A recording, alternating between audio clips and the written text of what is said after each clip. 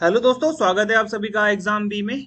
So guys, यहाँ पर मैं आज आपके लिए करंट अफेयर लेके आ गया हूँ जो कि आपके लिए इंपॉर्टेंट है। स्टैटिक चीजें भी मैं यहाँ पे आपको बताने वाला हूँ। यहाँ पे पहला क्वेश्चन है, name the India's first locally manufactured fully electronic, electric बोल सकते हो, open cast mining truck. Open cast mining truck होता क्या है? अब यहाँ पे आपको दिख रहा है ये वाला mining truck. Mining truck mining वाले क्षेत्र में बड़े बड़े ऐसे ट्रक होते हैं जिस पर मिट्टी या फिर आप बात कर सकते हो पत्थरों को रखा जाता है बुलडोजर्स के द्वारा, क्रेन्स के द्वारा, क्रशर मशीन्स के द्वारा, और ये एक जगह से दूसरी जगह इसको ट्रेवल करते हैं। तो ये होते हैं हमारे क्या? ये होते हैं हमारे electric open cast mining truck. Recently क्या हुआ है, अप्रैल 2024 में ये लॉन्च किया गया है भारत में पहला electric open cast mining truck, जिसको लॉन्च किया है Saini heavy industry India private limited, यानी कि सैनी इंडिया। ओके, तो ये क्वेश्चन आपके लिए बहुत इंपॉर्टेंट है कि भारत का पहला fully electric open cast mining truck recently किसने लॉन्च किया और उसका मॉडल क्या है? तो इसका मॉडल क्या है? SKT 105E, ये आपका मॉडल है। सैनी इंडिया ने इसको लॉन्च किया है। पहला पूरा का पूरा इलेक्ट्रिक ट्रक होगा, ना इसमें आपको पेट्रोल देखने को मिलेगा ना कुछ देखने को मिलेगा। सिंपली आपको ये देखने को मिलता है एक सिंपल सा ट्रक जो कि इलेक्ट्रिक चलेगा, और ये ओपन कास्ट माइनिंग ट्रक है, जहां पर माइनिंग के बाद जो भी हमारा पत्थर होता है या फिर जो उसमें मिट्टी होती है उन सब को यहाँ पर इस पे डाला जाएगा और ये एक जगह से दूसरी जगह ट्रेवल करेगा। और यही चीज हमारी जो पर्यावरण है, एनवायरमेंट है, उस चीज में थोड़ा कार्बन को कम करने में कोशिश की जा रही है। अब आपने बताना है कि ये इंडियन पायलट का आपने नाम बताना है। रिसेंटली इनको चुना गया है। 6 क्रू मेंबर्स जाएंगे ब्लू ओरिजिन के New Shepard 25 space tourism mission में। याद होगा आपको 2022 में जेफ बेजोस अपने भाई के साथ, और एक वृद्ध महिला थी और एक 17 से 18 साल का एक युवक था, वो 4 लोगों ने स्पेस की यात्रा करी थी। अब मैं आपको बताऊंगा स्पेस यात्रा क्या होती है। अब आप बोलेंगे सर क्या स्पेस यात्रा का मतलब क्या है? कि यहाँ से एक रॉकेट जाएगा, वो स्पेस में अर्थ के चक्कर कटवाएगा आपको, और आप यहाँ पर उसकी यात्रा करने के बाद वापस आ जाओगे। तो ये एक स्पेस यात्रा है या नहीं है, स्पेस टूरिज्म है या नहीं है? पहली चीज आप यहाँ पे ध्यान देना जो मैं आपको बता रहा हूँ। ओके, ब्लू ओरिजिन कंपनी किसकी है? तो ये अमेजन के जो मालिक है जेफ बेजोस, उनकी स्पेस कंपनी है ना। जैसे स्पेस एक्स किसकी कंपनी है? तो ये टेस्ला की कंपनी है, आपको पता होगा ना, एलॉन मस्क की कंपनी है। ये आपको भी यहाँ पे ध्यान देना है। तो वैसे ही जेफ बेजोस की जो अमेजन है उसकी जो स्पेस कंपनी है वो है ब्लू ओरिजिन। इन्होंने अपना स्पेस टूरिज्म दोबारा से स्टार्ट किया है, जिसमें 6 क्रू मेंबर्स होंगे। उसमें से एक भारतीय होगा जो स्पेस में जाएगा। अब ये जो गोपी थोटाकुरा है, ये एक तरीके से पार्ट टाइम पायलट है, पार्ट टाइम पायलट है। ओके, ये चीज आपको यहाँ पे ध्यान देनी है कि इनका नाम आपके एग्जाम में बहुत आएगा, गोपी थोटाकुरा। ये आपके लिए काफी इंपॉर्टेंट है। ओके, अब मैं यहाँ पे आपको बताऊंगा कि स्पेस में जाने का मतलब होता क्या है, कि आप स्पेस में चले गए या आप घूम के आ गए, ऐसा कुछ नहीं होता। यहाँ पे देखो, ये है वो व्यक्ति जो जाएंगे। क्या ये पहले व्यक्ति हैं भारत से जो स्पेस में गए? नहीं। राकेश शर्मा भारत से पहले व्यक्ति हैं जो गए थे स्पेस में, है ना। ये स्पुतनिक विमान से गए थे, जो कि है रशिया का उस टाइम पे। ये आपको यहाँ पे ध्यान देना है। राकेश शर्मा थे भारत की तरफ से पहले व्यक्ति जो गए थे स्पेस में। अगर आप देखोगे, अगर महिला की बात करेंगे तो वो इंडियन ओरिजिन की है, हालांकि उनका जो पासपोर्ट था वो आपको यूएसए का ही मिलेगा, कल्पना चावला। उसके बाद आती है सुनीता विलियम्स। तो वो दोनों भारतीय ऐसी महिला हैं जो स्पेस में रह चुकी हैं, स्पेस में जा चुकी हैं। तो ये जब स्पेस में जाएंगे, इनका मतलब क्या है? देखो, वो 4 व्यक्ति, ये इनके भाई हैं। ओके, ये वो वृद्ध महिला है और ये वो युवक है। ये 4 जने 2022 के आसपास स्पेस में गए थे और ये पहले ऐसे व्यक्ति बन गए दुनिया के जो स्पेस में जा चुके। बहुत ज्यादा खर्चा आया था इसका। अब क्या मतलब है कि आप स्पेस में जा रहे हो, मान लो ये आपका लिथोस्फेयर, लिथोस्फेयर कहाँ है? जहाँ पे हमारी बिल्डिंग्स है, जहाँ पे हमारे घर है, जहाँ पे हमारे ग्राउंड है, जहाँ पे हमारे स्पेस का लॉन्चिंग पैड है। मान लीजिए यहाँ से, मेरे घर से के आसपास यहाँ पे लॉन्चिंग पैड है।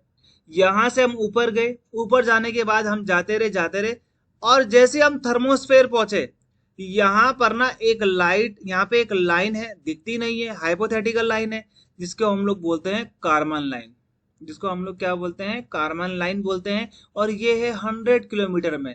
जो भी व्यक्ति अगर धरती से, यानी कि जो हमारा लिथोस्फेयर है, वहां से जाता हुआ अगर वो इस लाइन को क्रॉस कर ले, 100 किलोमीटर लाइन की क्रॉस को कर ले, तो वो अपने आप में ही कहलाया जाएगा कि वो स्पेस में जा चुका है।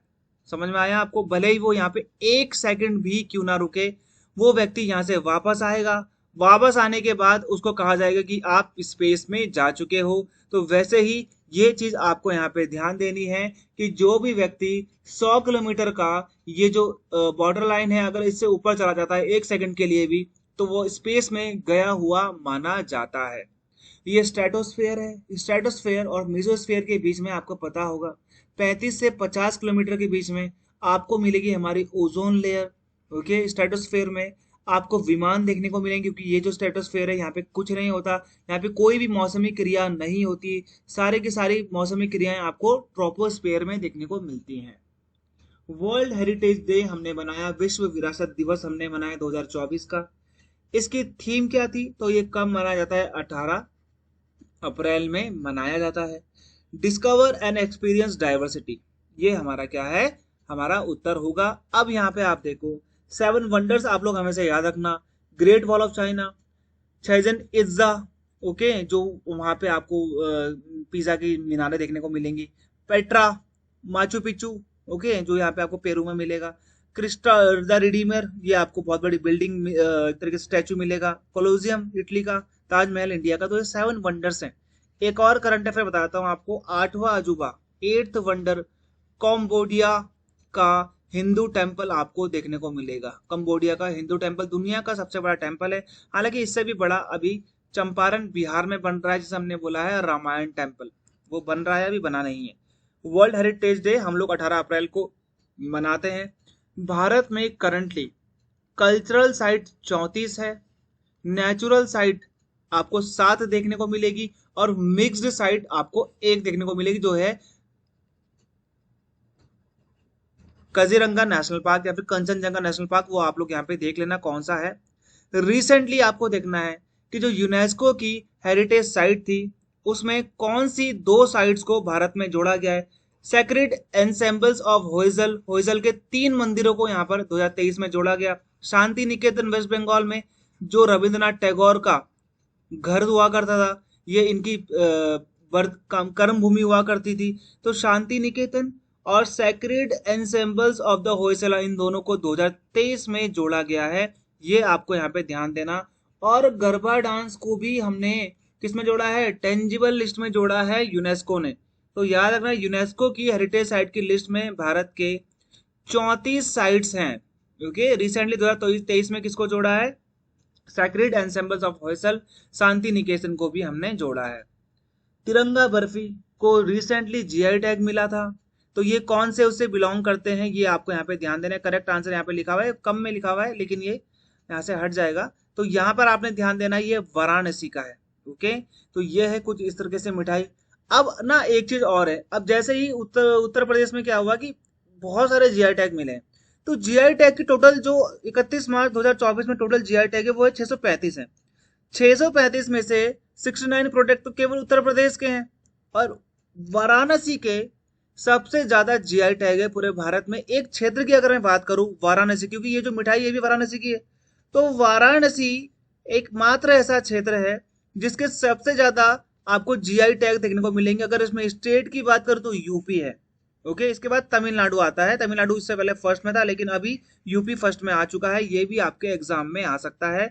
वाराणसी के 30 सर्टिफाइड प्रोडक्ट हैं। बनारस ठंडाई, बनारस शहनाई, बनारस तबला, बनारस लाल पेड़ा, बनारस मुरल पेंटिंग, तो ये सब बनारस की है। रिसेंटली 2024 में भी कुछ और स्टेट्स के जीआई टैग मिले हैं। कपड़ा गंदा शॉल हो गया, लंजिया शोरा पेंटिंग हो गया, कोरापुट काला जीरा राइस हो गया, सिमली पाल जैसा उड़ीसा का चटनी हो गया। यहाँ पे तो क्या है, ये चीटियों से बनती है, ठीक है। नयागढ़ खंटी मुंडी ब्रिंजल, ओडिशा खंजूरी गुड़ा, ढेंडकनल मगजी, तो ये भी आप लोग यहाँ पे ध्यान देना, ये भी एग्जाम में आ सकता है। लीफ लिटर फ्रॉग, ये अभी रिसेंटली न्यूज में देखा गया है। इसको कहाँ पे देखा गया? अब ये जो लीफ लिटर फ्रॉग है ना, ये इंफ्रासोनिक साउंड प्रोड्यूस करता है जो इंसान नहीं सुन सकता अपने बचाव के लिए। प्रीडेटर से अपने बचाव के लिए ये इंफ्रासोनिक साउंड यूज करता है। इंफ्रासोनिक और अल्ट्रासोनिक, ये दोनों ही साउंड नहीं सुन सकता इंसान। इंफ्रासोनिक जैसे आपको पता है कुत्ते सुन पाते हैं बहुत आसानी से, या फिर जो जानवर है वो सुन पाते हैं। बीच की जो है 20 से 20,000 हर्ट्ज, पता होगा ना आपको, ये इंसान सुन पाता है। अल्ट्रासोनिक कौन होते हैं? जो जहाज से निकलते हैं। तभी तो आपने देखा होगा जो जहाज की जो वॉइस है वो चलाता है यहाँ पे, वॉइस यहाँ पे आती है क्योंकि वो ट्रेवल कर रहा होता है फास्टर वॉइस से। तो ये कहाँ मिली है? ब्राजीलियन अटलांटिक रेन फॉरेस्ट से ये मिला है। अब देखिए यहाँ पे ब्राजील की कुछ बातें। ब्राजील में आपको सबसे बड़ा क्या देखने को मिलेगा? अमेजन फॉरेस्ट देखने को मिलेगा। इसे हम लोग क्या बोलते हैं? इसे हम बोलते हैं लंग्स ऑफ द वर्ल्ड। क्यों? क्योंकि ये दुनिया का 30 से 40% जो कार्बन डाइऑक्साइड है ये एब्जॉर्ब करता है।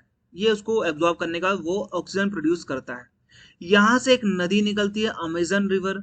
ये अमेजन रिवर दुनिया की सबसे बड़ी नदी है, सबसे लंबी नदी in term of water volume. In term of volume भी बोल सकते हो आप। यहाँ पे आपको एनाकोंडा जो सांप है वो देखने को मिलेगा, सबसे लंबा सांप जो होता है। ये आपको यहाँ पे ध्यान देना है। ब्राजील सबसे इंपॉर्टेंट देश है। ब्राजील की कैपिटल है ब्राजीलिया। सबसे ज्यादा बार फीफा वर्ल्ड कप जीतने वाला देश भी यही है। ओके, अब यहाँ पे आप देखो वेरियस जो हमारे कॉन्टिनेंट हैं, north America, south America, Africa, Europe, Asia और ऑस्ट्रेलिया, नीचे अंटार्कटिका की बात हम लोग नहीं करेंगे। तो यहाँ पे ना ग्रासलैंड्स होते हैं, बड़े बड़े घास के मैदान होते हैं, उनके अलग अलग नाम है हर जगह। नॉर्थ अमेरिका में हम लोग प्रेरीज कहते हैं उन घास के मैदानों को। साउथ अमेरिका में जो यहाँ पे घास के मैदान है हम उसे बोलते हैं पैम्पास। सवाना बोलते हैं अफ्रीका वाले क्षेत्र में जो कि इक्वेटोरियल एरिया में पड़ता है। साउथ अफ्रीका में वेल्ड बोलते हैं। स्टेपीज बोलते हैं यूरोप और एशिया वाले क्षेत्र के ऊपर वाले क्षेत्रों में। तुंद्रा ग्रासलैंड होता है सबसे ऊपर आर्कटिक वाले क्षेत्र में।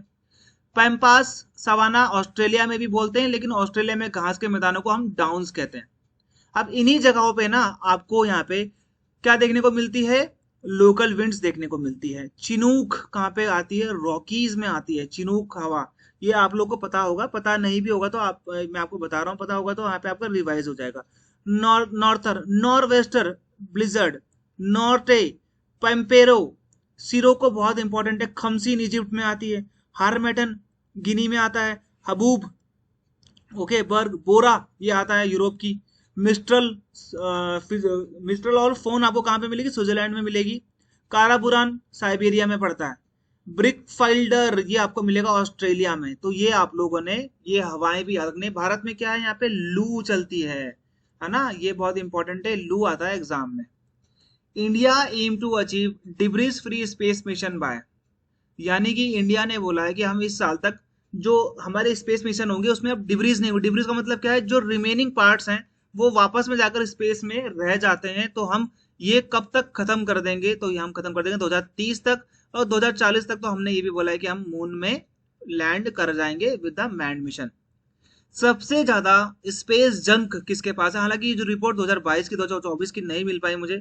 सबसे ज्यादा जो स्पेस में कचरा है ना वो आपको मिलेगा रशिया का, क्योंकि इन्होंने इतनी ज्यादा सैटेलाइट भेज दी है। अब वो स्पेस सैटेलाइट काम करना बंद कर चुकी है, लेकिन वो अभी भी घूम रही है। उसके बाद यूएसए, फिर चाइना, फिर फ्रांस, जापान और इंडिया बहुत पीछे आपको मिलेगा। 114 स्पेस, यानी कि जो हमारी 114 सैटेलाइट्स हैं वो अभी भी पृथ्वी के चक्कर लगा रहे, जिनका कोई काम नहीं है। अगर मैं यहाँ पे बात करूं कि सबसे ज्यादा सैटेलाइट्स किन देशों के पास में है, तो यूएसए ने सबसे ज्यादा सैटेलाइट छोड़ी हुई है पूरी पृथ्वी के आसपास, 3415। ये एग्जाम में आता है। सबसे ज्यादा सैटेलाइट किसकी है? यूएसए की है। चाइना की है 535, यूके की है 486, मल्टीनेशनल अलग अलग कंट्रीज ने 180 छोड़ी हुई है। रशिया 170 उसकी अभी भी यहाँ पर आपको क्या देखने को मिलेगी? सैटेलाइट्स देखने को मिलेंगी। जापान की 88, इंडिया की 59 सैटेलाइट ही कुल आपको यहाँ पे देखने को मिल जाएगी। अच्छा, अब ये जो सैटेलाइट्स होती है ना, आपने देखा होगा कई बार इसको गिराया जाता है ताकि स्पेस में कचरा ना हो। तो जब इसे स्पेस से वापस गिराया जाता है तो इसे कहाँ पे गिराया जाएगा?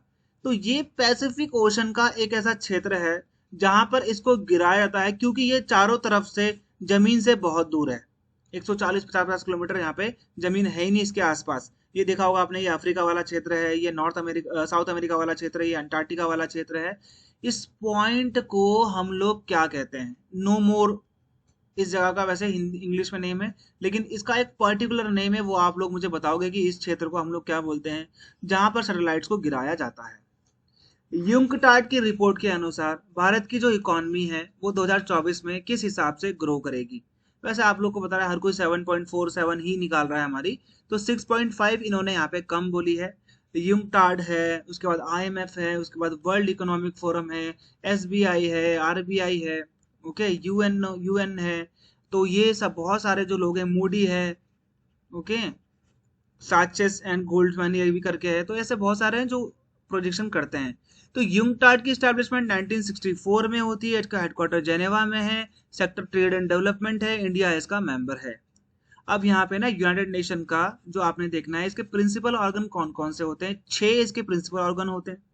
जनरल असेंबली, जिसको हम विश्व की लघु संसद भी कहते हैं। सिक्योरिटी काउंसिल, इसमें 5 तो होते हैं जी परमानेंट मेंबर, जिनके पास वीटो पावर है। कौन कौन से हैं वो देश, वो आपको देश मिलेंगे, France, USA, UK, China, Russia, okay, ये आपको मिलेंगे। 10 होते हैं नॉन परमानेंट मेंबर, जो कि 2 सालों के लिए चुने जाते हैं, ये भी आपको यहाँ पे ध्यान देना है। General assembly, security council, economic and social council, secretariat, ICJ और ट्रस्टशिप council. International court of justice, ICJ कहाँ पर है इसका, ये है द हेग में, नेदरलैंड्स में। ICJ में भारत की तरफ से कौन से जज हैं, तो वो है दलवीर सिंह भंडारी। 2017 से 2018 से 2019 है या 2018, ये देख लेना आप लोग, 2000, क्योंकि 9 साल के लिए चुना जाता है इनको, तो 2027 तक इनको चुना गया है 9 साल के लिए। अब ये आप देखोगे यूंगटाड, ये यूंगटाड ना जनरल असेंबली के अंतर्गत भी आता है, ये आपको इकोनॉमिक एंड सोशल काउंसिल के अंतर्गत भी देखने को मिलेगा। तो ये आपका पूरा का पूरा जो मैं इमेज है ये डाल दूंगा, आप लोग वो देख लेना टेलीग्राम चैनल में, लिंक उसका नीचे। Which are the following countries has the highest rainfall on record. आपने अभी देखा होगा रिसेंटली बहुत ज्यादा बारिश हो रही है। 1949 के बाद एकमात्र ऐसा क्षेत्र बन गया है जहां पे आपको बहुत ज्यादा बारिश देखने को मिलेगी। दुबई है ना, ये आपका दुबई आपको देखने को मिलेगा, बहुत ज्यादा बारिश हो रही है। अभी तक बहुत ज्यादा लोगों की मृत्यु होने की खबर मिल गई है। अब ऐसा नहीं है कि सिर्फ और सिर्फ UAE में बारिश हो रही है, आपको बहरीन, कतर, ओमान में भी बारिश देखने को मिलेगी। सऊदी अरब में भी कुछ कुछ क्षेत्रों में बारिश हो रही है। तो ये वाला क्षेत्र है पर्शियन गल्फ, ये आपको पर्शियन गल्फ मिलेगा। ये वाला क्षेत्र आपको मिलेगा, कौन सा मिलेगा, ये आपको मिलेगा gulf of Oman, gulf of Oman, okay. यहाँ पे आपको मिलेगा gulf of Aden, gulf of Aden, और ये आपको मिलेगा यहाँ पे रेड सी, है ना, ये आपको मिलेगा रेड सी। अब 2 पानी की बॉडीज को आपस में जोड़ने वाले क्षेत्र को, पतली से लाइन को हम लोग बोलते हैं स्ट्रेट। ये वाला भी हो गया यहाँ पे स्ट्रेट। तो ये वाला स्ट्रेट कौन सा है, ये वाला स्ट्रेट है आपका स्ट्रेट ऑफ हार्मोस। ये आपका स्ट्रेट कौन सा है, बबल मंदीप, है ना, बबल मंदीप, ये एग्जाम में आते हैं। ये आपको मिलेगा यूएई की राजधानी क्या है, अबू धाबी, दुबई मत बोल देना, अबू धाबी है, ठीक है। यूएई की क्या है करेंसी, दिरहम है, ओके, ये भी एग्जाम में आता है। वर्ल्ड इकोनॉमिक फोरम ने 2024 के लिए यंग ग्लोबल लीडर के रूप में किसको चुना है, ये है अद्वैता नायर, ओके। अब ये ना नायका की क्या है, को फाउंडर है, पहली बात तो ये चीज आप लोग यहाँ पे ध्यान देना। वर्ल्ड इकोनॉमिक फोरम की स्टैब्लिशमेंट मैंने ये इनके जो ऑफिशियल पेज है वहां से निकाला। जो वर्ल्ड इकोनॉमिक फोरम है उसके 2020 में 50 साल हो गए थे। इनकी स्टैब्लिशमेंट 1971 में होती है। पहले इसका नाम था European management forum, private entity है ये, ओके। तो यहाँ पर इसका जो नाम था वो चेंज कर दिया गया था 1987 में। यूरोपियन मैनेजमेंट फोरम को बना दिया था वर्ल्ड इकोनॉमिक फोरम, ओके। उसकी पहली जो मीटिंग होती है, मतलब आप समझ लेना, देवोस स्विट्जरलैंड में इनका हेडक्वार्टर है, ये भी एग्जाम में आता है। किसने इसको स्टैब्लिश किया था, क्लॉस शेवाब ने करा था, जो कि इसके फाउंडर और एग्जीक्यूटिव चेयरमैन भी हैं। Falguni Nair founder and CEO है नायका की। नायका एक फैशन ब्यूटी प्रोडक्ट बेचने वाली ई-कॉमर्स कंपनी है, ये भी आप लोग ने यहाँ पे ध्यान देना, फाल्गुनी नायर। और इनके साथ में को फाउंडर कौन है, अद्वैता नायर, ओके, ये भी आप लोग ध्यान देना। लास्ट क्वेश्चन है, वर्ल्ड फ्यूचर एनर्जी समिट 2024 की कहाँ पे हुई, जहाँ पे बहुत ज्यादा बारिश हो रही है। तो ये कहाँ पे हुई है, अबू धाबी में हुई है, ये आप लोग यहाँ पे ध्यान देना, बहुत ज्यादा बारिश हो रही है। टोटल 10 कंट्रीज ने इनको अटेंड किया। 16 से 18 अप्रैल के बीच में हुआ था। कहाँ पे होता, अबू धाबी के, जो यहाँ पे अबू धाबी नेशनल इकोनॉमिक या फिर एनवायरमेंट सेंटर ऐसे करके है, ये आप लोग यहाँ पे ध्यान देना। तो ये आपको मिलेगा यूएई यहाँ पर है। 5-6 एमिरेट से मिलकर इसको बनाया गया था। ये मैंने आपको बताया था, ये आपका पर्शियन गल्फ है, ये आपका है गल्फ ऑफ ओमान, ये आपका बर्बल मंद, ये आपका कौन सा है, स्ट्रेट ऑफ हार्मूज। ओके, इसी के ऊपर अभी चल रहा है विवाद, है ना। तो ये कुवैत मिलेगा आपको, बहरीन, कतर में तो आपको पता है अभी 2022 का world cup, FIFA world cup हुआ था। ओके, यूएई में रिसेंटली क्या हुआ है, चेस चैंपियनशिप हुई है, चेस वर्ल्ड कप हुआ है, ये भी आप लोग ध्यान देना, ये आता है एग्जाम में। कुवैत की करेंसी सबसे ज्यादा हाईएस्ट अभी देखने को मिल रही है, जो 1 रुपए में 171 वन कुवैतन दिना या फिर दिरम या फिर दिनार होगा, वो बराबर है 271 रुपीज के। ओके, तो 10 कंट्रीज ने इस समिट में भाग लिया था। तो ये चीज आप लोग यहाँ पे ध्यान देना। रिसेंटली बहुत सारी चीजें डेवलप हुई हैं, अपडेट हुई हैं, तो ये सब आपको लिखना है, याद कर लेना है। टेलीग्राम से जरूर जुड़ जाना हमारे, और हमारा ऐप जरूर डाउनलोड करो आप लोग। ऐप डाउनलोड करोगे, अपनी लाइव क्लासेस देख पाओगे, कोर्स लेते हो तो डेली क्विजेस आपको देखने को मिल जाएंगे, सारा का सारा कोर्स का एक्सेस आपको अपने अपने हैंड में मिल जाएगा, अपने आप पूरा देख पाओगे आप। डेली करंट अफेयर आपको वहाँ पे मिलेंगे, क्विज आपको मिलेंगे, अपनी क्लासेस अपने अकॉर्डिंग आप देख सकते हो। ठीक है, तो मिलते हैं हमारे अगली वीडियो में, तब तक के लिए गुड बाय एंड जय हिंद।